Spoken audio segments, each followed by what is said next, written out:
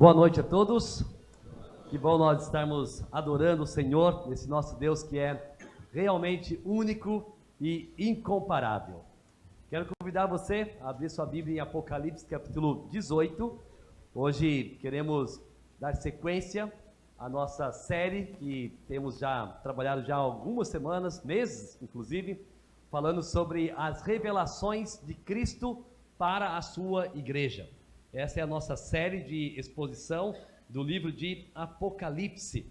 Esse título da série, só para nós relembrarmos aqui alguns pontos importantes, surge especialmente do versículo 1 do capítulo 1. Porque lá em capítulo 1, versículo 1, nós lemos revelação de Jesus Cristo, a qual Deus deu para mostrar aos seus servos.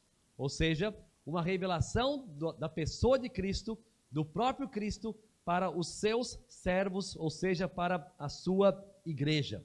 O livro de Apocalipse praticamente está dividido em 3 grandes partes, também baseado nas palavras lá do capítulo 1, no versículo 19, quando diz: escreva, pois, as coisas que você viu, ou seja, a revelação de Jesus para João, quando ele disse: escreva essas coisas, as que são, as que hão de acontecer depois destas. Assim, os primeiros capítulos falaram sobre os dias de João e as exortações para as igrejas do Apocalipse, as 7 igrejas. Depois do capítulo 4 em diante, nós temos muitas informações a respeito daquilo que há de acontecer. Nós ainda estamos vivendo numa época como igreja que antecede os acontecimentos da maior parte do livro de Apocalipse. A igreja, por sua vez, ela não estará presente na maior parte desse conteúdo de exposição dos capítulos 5, 6 e diante, até 18, até 19, de certa forma, porque a igreja estará nos céus, ou seja, depois do seu arrebatamento. E essa maior parte do livro, onde nós temos as descrições dos selos que revelam o controle de Deus, as trombetas que revelam as advertências de Deus e as taças que revelam os seus juízos, não serão para a igreja. Mas por que nós estudamos? Nós estudamos para nós entendermos que, apesar dos dias que vivemos, apesar das dificuldades que o mundo pode apresentar a nós, nós não podemos esquecer que Deus tem tudo sob controle. Era exatamente a mensagem que os primeiros leitores e ouvintes de João tinham que entender. O livro de Apocalipse não é um livro de tragédias somente, não é um livro de causar terror, é um livro de dar esperança, é um livro que mostra para o povo de Deus que o Senhor não perdeu o controle de nada, e apesar da aparência do avanço do mal, Deus continua no controle de todas as coisas. Assim, nós vamos para o capítulo 18, e vemos aqui no capítulo 18 uma menção da grande Babilônia, que nós já falamos um pouco em capítulos anteriores. O que é essa grande Babilônia? Para nós entendermos então o texto, é importante lembrar que é uma figura, é um símbolo de uma grande cidade, de um grande império, um reino que a gente pode chamar de reino das trevas. Porque será aquele reino que vai ter atuação do anticristo, do falso profeta, do próprio Satanás, e que vai representar toda aquela força do mal contra Deus, contra os valores de Deus, contra o povo de Deus. Então essa grande Babilônia, chamada também de reino das trevas, como a gente vai chamar aqui hoje, ela vai atuar fortemente, especialmente depois da retirada da igreja aqui deste mundo. Mas o mal, que parece ser bem sucedido, não vai ter um fim glorioso. E esse capítulo 18 mostra o fim daquele período da grande tribulação, daquele período das atuações do mal. A Babilônia, o reino do anticristo, que governará política, economia, força militar, religião, não vai prevalecer. Com essa ideia em mente, nós podemos já saber que hoje, apesar de todas as forças do mal, apesar de todo esse sistema de leis anti-Deus, anti-família, anti-vida cristã, anti a tua palavra, esse tipo de atuação pode crescer, mas não vai prevalecer. O povo de Deus pode ter certeza que apesar do avanço do mal nos últimos dias, Deus destruirá o reino das trevas. Então a nossa afirmação principal de hoje, assim, com o nosso título que vamos trabalhar, o título vai ser Grande e Poderoso, só existe um. Grande e poderoso, só existe um. O Senhor Deus destruirá para sempre o reino das trevas. O Senhor Deus está no controle de todos os acontecimentos futuros e destruirá esse império babilônico, identificado aqui então como a Grande Babilônia, fazendo com que a sua justiça seja prevalecida, seja executada e prevaleça. Vamos então, nessa noite, ver aqui 5 aspectos da destruição do reino das trevas no texto de Apocalipse 18 e vamos tirar lições para as nossas vidas e assim sirvamos melhor o nosso Deus. Vamos orar para nós então entrarmos nesse texto. Nosso grande Deus, Tu és incomparável. A sua força não pode ser comparada a nenhuma força do mal, mesmo que seja tão poderoso, porque o Senhor é extremamente superior e maior. Esse texto nos mostra isso. Nos ajude, então, a termos a esperança que precisamos para vivermos neste mundo, também de forma santa, de forma que Te agrademos. Nos ajude no entendimento dessa passagem e que as nossas atenções se voltem para Ti como Tu és digno. No nome do nosso Salvador oramos. Amém. Apocalipse 18. Somente o Senhor é grande e poderoso. Somente Ele é incomparável, então, a qualquer tipo de força. Como é que a gente pode ver isso? Podemos ver isso quando a gente olha para os versículos de 1 a 3, e note então comigo o que o texto diz. Depois dessas coisas, vi descer do céu outro anjo que tinha grande autoridade, e a terra se iluminou com a sua glória. Então exclamou com potente voz, dizendo: Caiu a grande Babilônia.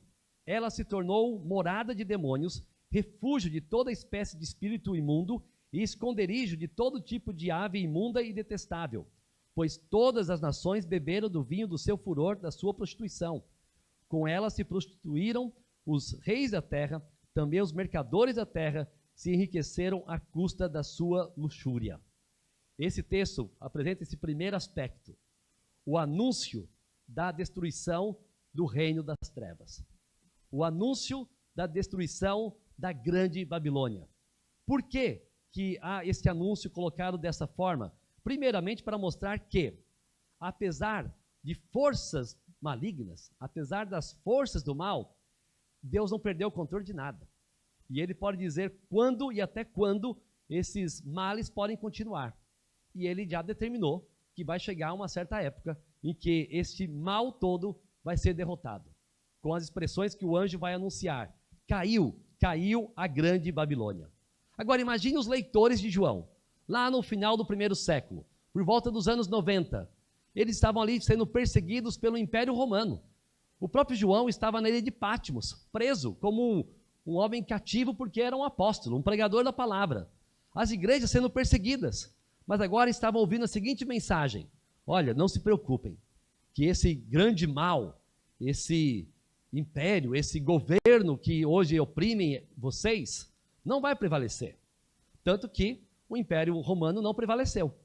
Mas mesmo que surjam outros grandes impérios, eles não vão prevalecer contra os planos de Deus, contra o povo de Deus.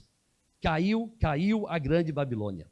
É interessante notar aqui no primeiro versículo que depois dessas coisas, ou seja, nós vemos a progressão do livro de Apocalipse, João diz: vi descer do céu. Ele descreve no livro muitas coisas que ele ouviu e viu, de acordo com o que nós vimos lá no capítulo 1, que ele recebeu a ordem de Jesus para relatar aquilo que ele estava vendo e as coisas que iriam acontecer. E ele diz: vi descer do céu outro anjo, que tem sempre uma participação muito especial no livro de Apocalipse, e a terra se iluminou com a sua glória. Notamos a realidade do céu e da terra. Acontecimentos dos céus, acontecimentos da terra. Ou seja, Deus está no controle e as suas palavras de ordem vêm do seu trono, vêm da sua presença. Um anjo anuncia a derrota da Babilônia. E esse anjo diz: caiu a grande Babilônia. Ou seja, o reino das trevas será verdadeiramente derrotado. Não há possibilidade de ele continuar existindo. Todo o sistema anti-Deus, anticristo, todo o sistema do falso profeta, todos os ensinos contrários à palavra de Deus não irão prevalecer. E como é que Deus vê esse tipo de império, de reino? Veja o versículo 2. Deus vê esse reino do mal como uma morada de demônios, um refúgio de toda espécie de espírito imundo, esconderijo de todo tipo de ave imunda e detestável. Não há beleza nenhuma. Porém, os homens vão adorar esse império, vão querer fazer parte dele, vão apoiar, vão contribuir, vão achar que aquilo é bom. Mas a realidade de Deus é diferente da realidade humana. E isso tem que nos levar a pensar em algumas coisas. Às vezes, nos interessamos por coisas que aos olhos de Deus são horríveis, são abomináveis. Mas nós, homens, vamos nos interessando por aquilo que não agrada a Deus. Devemos tomar cuidado. Devemos procurar desenvolver em nós a sensibilidade de ter a visão de Deus a respeito das coisas deste mundo. O que é bom? Vamos buscar aquilo que Deus chama de bom. Vamos desenvolver em nós virtudes, porque Deus diz que são coisas boas. Mas vamos nos afastar daquilo que Ele diz que é mal. Vamos nos afastar daquilo que Ele não gosta. Como diz Provérbios, o sábio, ele ama o Senhor, ele teme ao Senhor. E por temer ao Senhor, ele se afasta do mal. A visão de Deus deve ser a nossa visão a respeito das coisas que acontecem neste mundo. Agora veja o que temos no versículo 3. Nós temos aqui o envolvimento dos reis da terra, dos governantes da terra. Nós temos o envolvimento dos empresários, comerciantes, chamados aqui de mercadores da terra, com esse sistema. Ou seja, eles vão se prostituir com a grande Babilônia, eles vão se enriquecer à custa da luxúria da grande Babilônia, e é exatamente isso que nós vemos nos dias de hoje. Pessoas se promovem às custas do pecado. Pessoas conseguem ganhar dinheiro às custas daquilo que é mal e ruim. Você sabia que, por exemplo, a indústria da pornografia é uma das maiores indústrias do mundo, uma das maiores indústrias no movimento financeiro. Pessoas conseguem fazer dinheiro com aquilo que é horrível aos olhos de Deus. Logo, o povo do Senhor não tem que contribuir com isso, tem que se afastar disso. E assim também tantas outras coisas. Também podemos facilmente entender que todas as nações, por meio dos seus governantes, facilmente vão começar a abraçar cada vez mais as ideias mundanas, as ideias do anticristo, as ideias contra Deus. Vai ser difícil ver aqui nessa terra governos abraçando os valores bíblicos e colocando para todos os seus habitantes, todos os seus governados ali do seu país ou da sua região. A realidade é que o nosso mundo está piorando, e isso será uma das marcas dos últimos dias.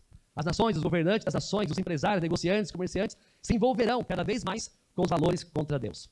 Assim notamos que o amor, a imoralidade, o amor, a cobiça, o dinheiro, são marcas dos últimos dias. O texto de 2 Timóteo, capítulo 3, versículo 2, diz que nos tempos difíceis dos últimos dias, os homens serão egoístas, amantes de si mesmos, serão avarentos, orgulhosos, arrogantes. Isso vai ser muito mais forte lá no período de Apocalipse 18, lá no final da grande tribulação, mas já é possível ver isso hoje. As pessoas amam o dinheiro, fazem corrupções diversas para ter mais dinheiro, são avarentos, orgulhosos. Isso é o que nós também podemos ver nos dias de hoje. Por que então esse anúncio da destruição do império das trevas é importante para nós? Porque ele mostra que o nosso Deus está no controle de todas as coisas, apesar do aparente avanço do mal. Apesar do aparente avanço do mal. Da mesma forma, nós hoje podemos ter a certeza de que o império do mal, o império das trevas, não irá prevalecer sobre nossas vidas. Não vai prevalecer sobre os planos de Deus. Porque o povo de Deus pode descansar nos atos soberanos do nosso Senhor. Um segundo aspecto que vamos ver é a advertência a respeito da separação do reino das trevas. Vejam os versículos 4 e 5. Ouvi, mais uma vez João, descrevendo sua visão, descrevendo aquilo que ele estava vendo, ouvi, e também ouvi outra voz do céu dizendo: saiam dela, povo meu, para que vocês não sejam cúmplices em seus pecados, e para que os seus flagelos não caiam sobre vocês. Porque os pecados dela, da grande Babilônia, do império do mal, se acumulam até o céu, e Deus se lembrou das injustiças que ela praticou. Nós temos aqui uma advertência misericordiosa do nosso Deus. Saiam dela, meu povo. Não se envolvam com esse sistema maligno. Não abracem esses valores anti-Cristo, anti-Deus, anti-palavra do Senhor. Saiam desse sistema. Não se envolvam com ele, meu povo. Notamos esse cuidado do Senhor, chamado o povo como sendo dele, meu povo. Agora, se a igreja estará nos céus, então quem será este meu povo? Povo meu. Sim, na verdade a igreja estará nos céus por conta do arrebatamento que é descrito lá em 1 Tessalonicenses, capítulo 4. A igreja será arrebatada. Não estará nesse tempo de perseguição intensa que acontecerá no período chamado Grande Tribulação. Mas haverá conversões. Teremos crentes lá, naquele período, que vão pagar caro, porque não é um período como os dos nossos dias hoje. Vão pagar muito caro o aceitar Jesus como Salvador de suas vidas. Porque teremos as 144 mil testemunhas pregando o Evangelho, teremos as 2 testemunhas pregando o Evangelho, teremos o cumprimento de Mateus 24, versículo 14, que diz: e será pregado este Evangelho do Reino por todo o mundo, para testemunho a todas as nações. E então virá o fim. Ou seja, Mateus 24, ele será cumprido lá, na grande tribulação, quando todo o Evangelho, ou melhor, o Evangelho será pregado para todas as nações, mesmo em dias difíceis. Porque quem tem controle de tudo é Deus, não é o maligno. Mesmo que ele esteja governando na grande tribulação, ainda quem manda e desmanda é Deus. E o Senhor fará com que a mensagem seja espalhada.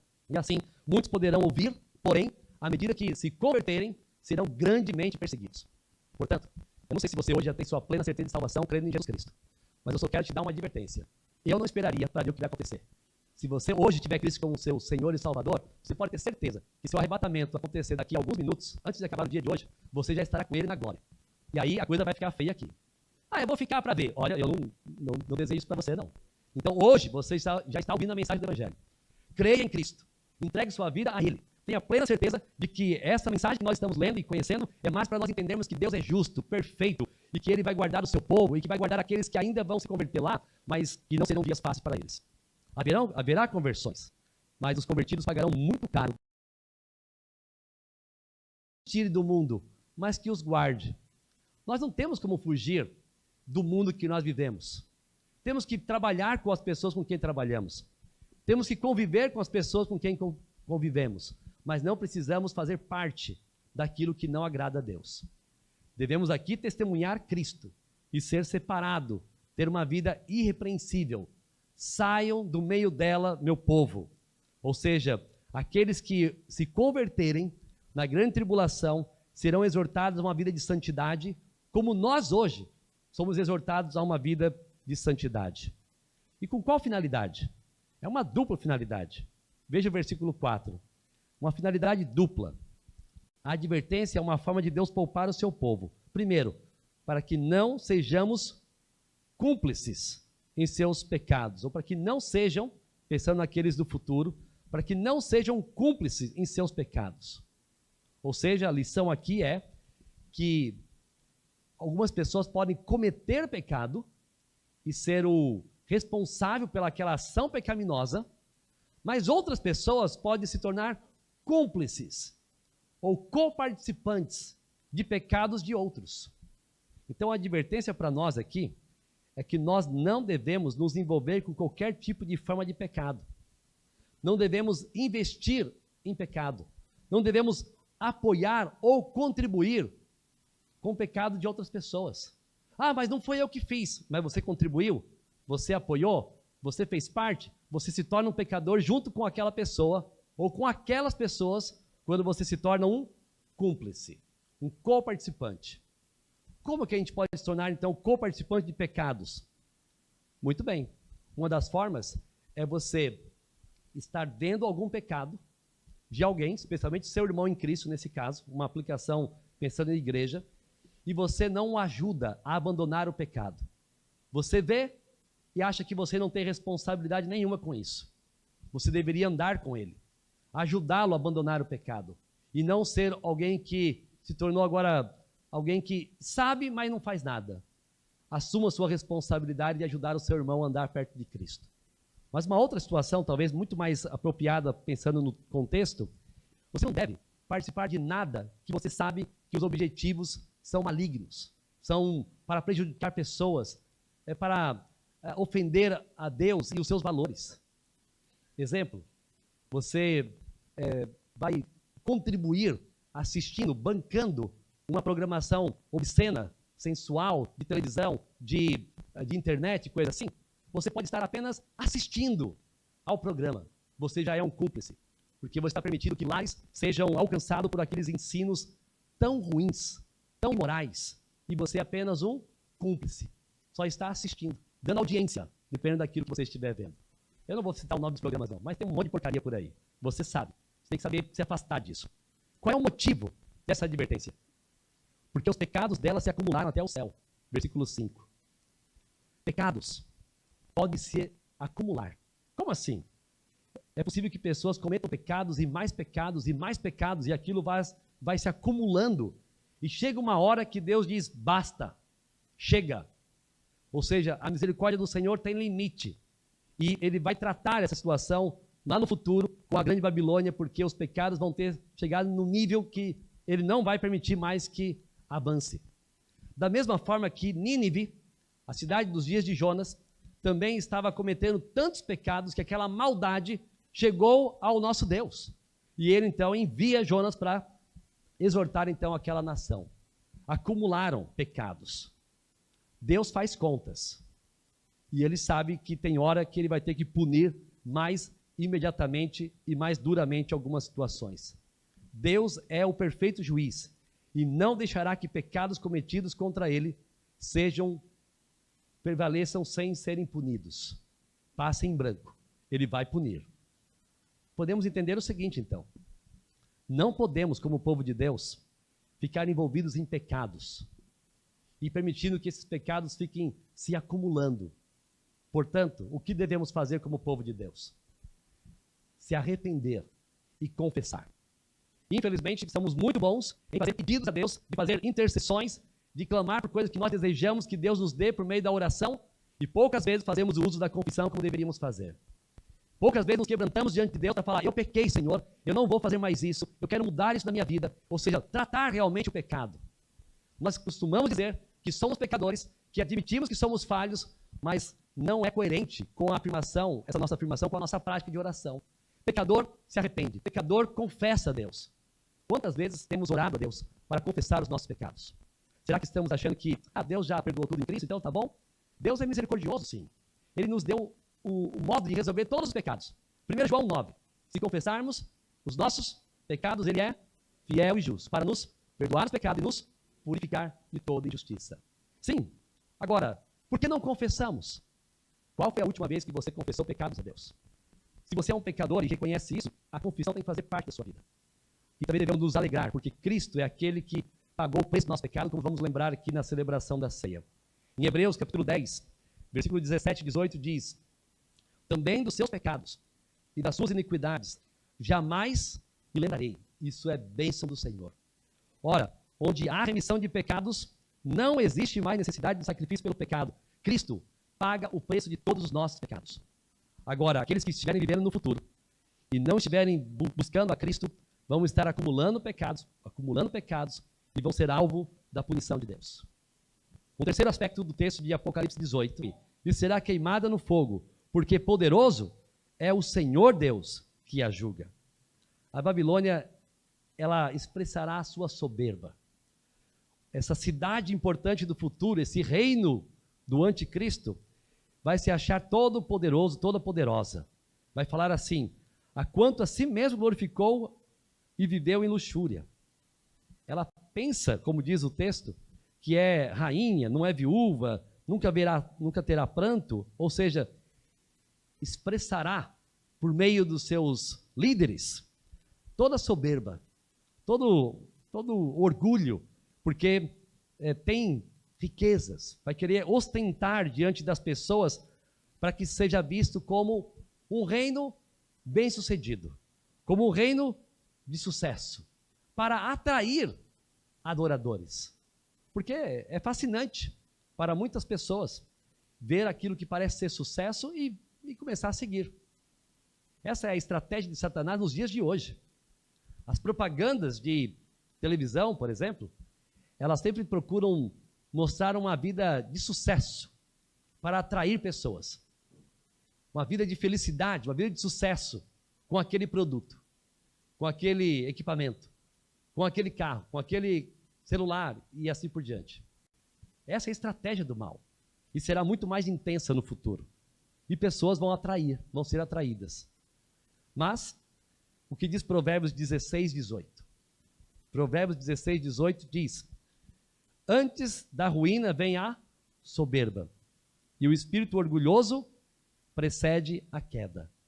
O orgulho leva pessoas à queda. E qual é o salário dessa soberba? Versículo 7. Deem a ela igual medida, tormento e pranto. Versículo 8. O que vai vir sobre ela? morte, pranto, fome, será queimada ao fogo. O reino das trevas será punido. Deus está no controle. Não haverá mal que irá prevalecer. Agora, note um pouquinho mais à frente, o versículo 24, depois eu vou falar dele de novo. O versículo 24 diz: e nela foi encontrado sangue de profetas, de santos, de todos que foram mortos sobre a terra. Deus julgará os profetas, os santos e todos os seus seguidores. Aparentemente foram vítimas do mal, mas o Senhor não vai esquecer deles. A lição para nós também é a mesma. Apesar das injustiças deste mundo, o Senhor está no controle de tudo e guardando o seu povo. A lição também para nós é que nós não devemos ter postura de soberba. Poderoso é o Senhor, ninguém é como Ele. Então, nós não podemos desenvolver, cultivar, nos acostumar com qualquer tipo de postura orgulhosa, soberba, em diversas situações da vida. Primeiro, nós não podemos fazer planos e achar que nós vamos conseguir fazê-los sem submetê-los à soberania de Deus. Tiago diz, não diga que você fará isso ou fará aquilo, mas diga, se o Senhor quiser, faremos isso ou faremos aquilo. Deus está no controle, não nós. Cuidado com a soberba na elaboração de planos. Cuidado com a soberba diante de outras pessoas. Na discussão, no querer defender ponto de vista, no querer resolver conflitos. 1 Coríntios 13, versículo 4, quando fala sobre o amor, diz que o amor não se envaidece. E o amor não é orgulhoso. Só que muitas pessoas se envolvem em contendas por causa do orgulho. Não se dão como pessoas erradas ou que podem ser corrigidas. Sempre expressando soberba, sempre expressando orgulho. Existem aqueles que jogando futebol querem ser orgulhosos. Né? Faz o que faz ali, já dá um sorrisinho, dá uma provocada, aí cria confusão na soberba. Assim como também tem aqueles do trânsito que não gostam de ser ultrapassados por outro e quer correr atrás do outro. Não, ninguém vai passar não, eu estou na frente. Assim como também tem os soberbos que querem se vestir de forma soberba, querem mostrar aos outros aquilo que não tem, querem dar a entender que são ricos ou vêm de vida sem ter nada. Literalmente, muitas vezes, só casca, só soberba. Deus não é adorado por pessoas orgulhosas e soberbas. Agora, o que aconteceu com Herodes, por exemplo? Uma história muito interessante e impactante. Lá em Atos, capítulo 12, Atos 12, nós podemos ler o seguinte, do versículo 20 a 23. Havia uma séria divergência entre Herodes e os moradores de Tiro e de Sidom. Estes, porém, de comum acordo, se apresentaram a ele e, depois de obter o apoio de Blasto, que era assessor do rei, pediram paz, porque a terra deles recebia alimentos do país do rei. Em dia designado, Herodes, vestido de traje real, então todo em polpa, todo orgulhoso, assentado no trono, dirigiu-se à palavra. E o povo gritava, é voz de um Deus, e não de um homem. Ele estava todo envaidecido. Aquilo pegou tanto o seu coração, mas o Senhor o tratou. No mesmo instante, o anjo do Senhor feriu Herodes, por ele não haver dado glória a Deus. E comido de vermes, morreu. Como você lida com elogios? Ah, sim, obrigado, porque você reconheceu. Eu sou realmente esse. Na verdade, você nem entendeu o quanto eu sou superior ao que você viu. Né? Será? Talvez estão no reino das trevas. Aqui temos os reis da terra, no versículo 9. Temos os mercadores da terra, no versículo 11. E temos também os pilotos, os que viajam pelo mar e marinheiros, no versículo 17. São 3 grupos que vão chorar e lamentar a destruição da Babilônia. Os reis da terra, ou seja, os governantes, os líderes, os presidentes, mas também os mercadores, negociantes, comerciantes e também os trabalhadores, digamos, aqueles que utilizam de transportes para poder fazer as vendas e as negociações do mundo. Pilotos que viajam pelo mar e marinheiros. Não estamos falando do Arthur, nem do João Tavares aqui. Estamos falando, e nem do Natan Franco, né? Os pilotos e marinheiros. Estamos falando daqueles do futuro que terão uma participação em negócios e, vendo a grande Babilônia sendo devastada, o que eles vão fazer? Eles vão lamentar. Os reis da terra, os mercadores e esses trabalhadores vão lamentar a queda da Babilônia, vão lamentar a queda da grande meretriz, vão prantear a capital do império sendo destruída. Agora, eles não deveriam estar felizes com isso? Não deveriam se alegrar com a vitória do nosso Deus? Isso mostra que pessoas tendem a lamentar somente por aquilo onde os seus corações estão firmados. Se perder algo de valor, vai causar tristeza. Ver Deus reagindo ou agindo não trouxe alegria, mas ver o mal sendo derrotado, isso trouxe tristeza. O seu coração é revelado por meio dessas reações que você tem. Qual é a razão da sua alegria? Você se alegra pelo quê? Você se alegra com o agir de Deus? Você se alegra com as formas que Deus tem trabalhado na sua vida, de pessoas ao seu redor? Ou você se entristece com coisas que não têm valor? Você vai prantear, chorar por aquilo que não tem importância? Quando Deus realmente é o centro do seu coração, não há nada nessa terra que possa tirar a sua alegria. Quando Cristo realmente é a sua razão de viver, não é a perda ou a ausência de alguma coisa que vai te fazer prantear e chorar. Agora, infelizmente, pessoas estão muito tristes porque estão perdendo aquilo que elas consideram como seus ídolos, seus deuses. Aquilo que realmente traz satisfação para os seus corações e não Deus. No futuro será assim também. Pessoas vão perder o benefício de serem protegidos pela grande Babilônia, de ganharem dinheiro com a grande Babilônia, de se envolverem com os pecados da grande Babilônia. Assim também pessoas hoje se entristecem quando não podem pecar livremente. Se entristecem quando os seus desejos são coibidos, não podem fazer aquilo que quer, porque não querem se submeter ao direcionamento do Senhor. Todo esse sistema mundano de valores contra Deus e sua palavra será totalmente destruído. E só vão lamentar aqueles que não seguem a Cristo. Só vão se entristecer aqueles que não querem saber do Senhor Jesus. No futuro, esses homens estarão valorizando mais o material do que o temor de Deus. Não é muito diferente dos dias de hoje. Os homens serão egoístas, avarentos, orgulhosos, arrogantes, e vemos isso acontecer nos dias de hoje. O amor ao dinheiro é algo terrível. E o povo de Deus não pode se esquecer que este mundo segue cada vez mais rapidamente para a destruição. Então invista seu tempo, seu dinheiro, sua energia, seus bens no reino de Deus, para que os frutos sejam eternos. Contribuições para que o evangelho seja pregado tem muito mais valor, tem muito mais sentido, do que simplesmente ficar tentando juntar tesouros nessa terra que não vão poder ser levados para a vida eterna. Cuidado com o que você valoriza.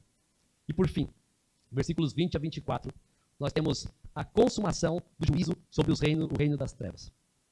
Olha o versículo 20. Alegrem-se por causa dela. Ou seja, alguns vão se entristecer. Alguns, como os governantes, os comerciantes, dependentes do sistema mundano, vão se entristecer. Mas outros vão poder se alegrar. Quem vai se alegrar? Aqueles que entendem o agir de Deus. Alegrem-se por causa da derrota dessa Babilônia. Alegrem-se os céus, ou seja, o mundo angelical. E também vocês, santos, apóstolos e profetas, igreja, povo de Deus, porque Deus julgou a causa de vocês contra ela. E o texto continua. E veja o versículo 23. Também nunca mais brilhará em você a luz de uma lamparina. E nunca mais se ouvirá em você uma voz de noivo ou de noiva, pois os seus mercadores foram os grandes da terra. Porque com a sua feitiçaria você seduziu todas as nações. E nela foi encontrado sangue de profetas, de santos, de todos que foram mortos sobre a terra. Haverá tempo de celebração no fim dos tempos. Alegre-se, vocês que confiam no Senhor, porque Deus é justo. Deus fará com que o mal seja punido. Deus fará com que o império das trevas não prevaleça, mas sim que pessoas vão esquecer totalmente de Deus e vão achar que estão seguras adorando o falso mestre, o falso profeta e assim por diante. Mas isso é engano. Hoje é o dia da salvação. Hoje é o dia de entender o Evangelho. Hoje é o dia de reconhecer pecados e se entregar a Jesus. E não ficar esperando o dia de ver se você pode realmente vencer a sedução do mal e aí então aceitar Jesus. Cristo tem que estar na sua vida hoje, para você nunca fazer parte desse poder do mal que vai ser investido contra aqueles que estiverem naqueles dias. Hoje, Satanás já é um enganador. Hoje, Satanás já é aquele que se transforma em anjo de luz para fazer o povo de Deus pecar. Mas nós podemos resisti-lo, nos submetendo a Cristo, porque nos submetendo a Jesus, Satanás não tem como se aproximar de nós. O povo de Deus pode ter certeza de que a morte não é o fim. Os santos mencionados aqui no versículo 24, os profetas e outros que serão mortos não foram derrotados. Perderam a vida, mas não foram derrotados, porque a alegria será celebrada depois. Ou seja, acontecimentos terrenos não querem dizer se nós fomos vitoriosos ou não. Passar por tribulação e sofrimento aqui não quer dizer que somos derrotados. A derrota será daqueles que vão sofrer eternamente, mas aqueles que estarão com o Senhor eternamente serão vitoriosos. É por isso que o texto traz essa mensagem de celebração. Lembrando, se vocês, pensando lá no primeiro século, os primeiros ouvintes e leitores de João, se vocês forem mortos hoje, por conta da perseguição do Império Romano, não se esqueçam, vocês vão viver eternamente. Mas esse império do seu tempo não vai existir para sempre, porque somente o reino de Cristo vai existir para sempre. Todo crente, então, deve se animar Todo crente deve se animar por saber que o mal não vai prevalecer. E Deus julgará a causa do seu povo. Somente o reino de Cristo existirá para sempre. A grande Babilônia, não. Nem outro grande império, de jeito nenhum. Somente o reino de Cristo. E hoje é o dia da decisão de fazer parte desse grande reino. O reino do Salvador Jesus Cristo. Que criamos nele para celebrarmos as vitórias do nosso Deus e as suas ações de juízo sobre os homens no fim dos tempos. Cristo reinará para sempre. E a sua igreja estará com ele. O sigamos para o reino de glória. Reino triunfante. Que assim seja. Vamos orar. Senhor nosso Deus, o Senhor está no controle de todas as coisas. Sempre esteve. Está e estará. Portanto, hoje podemos descansar nos teus feitos. Sabendo que, crendo em Cristo Jesus como Senhor e Salvador de nossas vidas, já estamos seguros da nossa salvação. Não por causa dos nossos méritos, mas unicamente por causa do Senhor Jesus, o Cordeiro, o vitorioso. Deus, obrigado pelo presente da salvação. E obrigado pelo anúncio dos teus planos futuros, que servem de advertência para nós hoje. E nos ajuda a entender aquilo que o Senhor condena e aquilo que o Senhor deseja de nós hoje também. Que vivamos então de uma forma agradável a Ti. Nos ajude a vivermos para o Senhor. No nome de Cristo Jesus. Amém.